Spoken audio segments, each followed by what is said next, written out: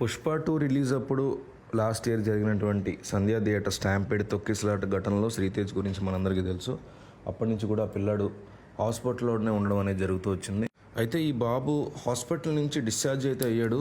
జనరల్గా మనం హాస్పిటల్ నుంచి డిశ్చార్జ్ అయితే ఎక్కడికి వెళ్తాం, ఇంటికి వెళ్తాము. కానీ అయితే అతను డిశ్చార్జ్ అయిన తర్వాత ఇంటికి కాకుండా న్యూరో రిహాబిటేషన్ సెంటర్లో అతన్ని 15 రోజుల పాటు ఉంచిపోతున్నారు.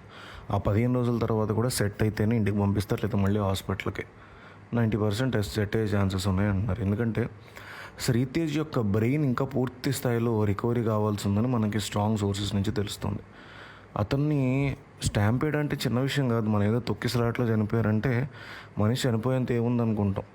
ఒక మనిషి అందులోనూ చిన్నపిల్లడు కదా, సరే మనమే అనుకుందాం. ఒక 25 ఏళ్ళ నుంచి 35 ఏళ్ళ వయసున్నటువంటి వ్యక్తులను ఒకసారి మనం అంచనా వేసుకుంటే మగపిల్లల్ని ఒక్కసారిగా వందల మంది ఒకళ్ళ మీద ఒకళ్ళు పడిపోతూ, మిగతా వాళ్ళు కాసేపేమో చెప్పులతో కాళ్ళతో మనల్ని తొక్కేస్తూ, మనం ఎంత చేతులు అడ్డం పెట్టుకున్నా ఏం చేసినా ఆ టైంలో గుర్తురాదు. ఇట్లా ఉండాలి అట్లా ఉండాలి ఇప్పుడు అనుకుంటాం, కానీ ఆ టైంలో తెలియదు. ఆ కంగారులో గుళ్ళల్లో, చర్చిల్లో, మసీదుల్లో క్యూ లైన్లో జరుగుతూ ఉంటుంది. ఇది ఎస్పెషల్లీ సినిమా థియేటర్ దగ్గర జరుగుతూ ఉంటుంది. ఎన్నో సంవత్సరాలుగా జరుగుతుంది. చిరంజీవి సినిమాలకు, బాలకృష్ణ సినిమాలకు అప్పటిప్పటి నుంచి కూడా జరుగుతుంది. అయినా కానీ పోలీసులు పట్టించుకోరు. వ్యవస్థ కూడా ఈ విషయం మీద ఎప్పుడు సీరియస్గా తీసుకోవాలి. ఏ ప్రభుత్వం కూడా, మా దౌర్భాగ్యం. అది అట్లా వచ్చి ఈరోజు ఒక చిన్న పిల్లాడు ఆల్మోస్ట్ చావు, తన తల్లిని కోల్పోయాడు. అట్లాంటి దౌర్భాగ్య పరిస్థితిలో ఈరోజు మనం ఉన్నాం. ఆ పిల్లాడు అంతమంది తొక్కేసినప్పుడు ఏమవుద్దంటే చెస్ట్ మీద కాలు, మూతి మీద కాలు, తల మీద కాలు అట్లా వేసినప్పుడు తల మీద ఎక్కువ మంది పడిపోయారు.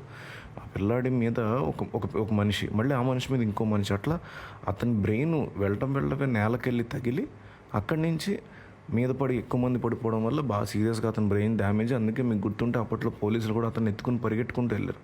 సో అందువల్ల అతనికి ఖచ్చితంగా మళ్ళీ బ్రెయిన్ చిన్నపిల్లోడిలాగా మళ్ళీ జీరో నుంచి స్టార్ట్ చేయాలి. దానికోసం ఫిజియోథెరపీ ఇవ్వాలి, స్పీచ్ థెరపీ ఇవ్వాలి.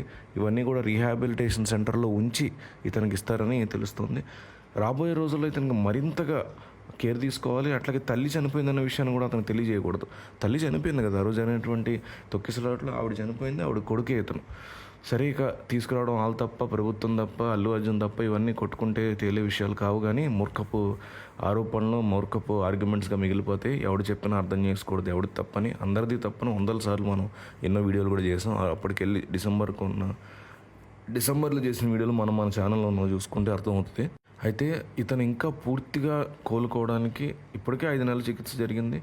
సో పుష్ప సినిమా టీం కానీ, తెలంగాణ ప్రభుత్వం కానీ, మీడియా నుంచి కూడా భారీ స్థాయిలో ఇతనికి ఆర్థిక సహాయం అందిస్తున్నారు.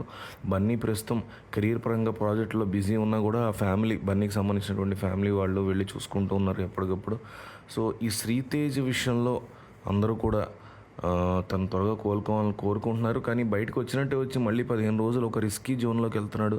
అందులోంచి నేరుగా ఇంటికి వెళ్ళాలని కోరుకుందాం. ఏమాత్రం కూడా అతను మళ్ళీ తిరిగి ఆసుపత్రికి వెళ్ళకూడదనే మనందరం కోరుకుందాం.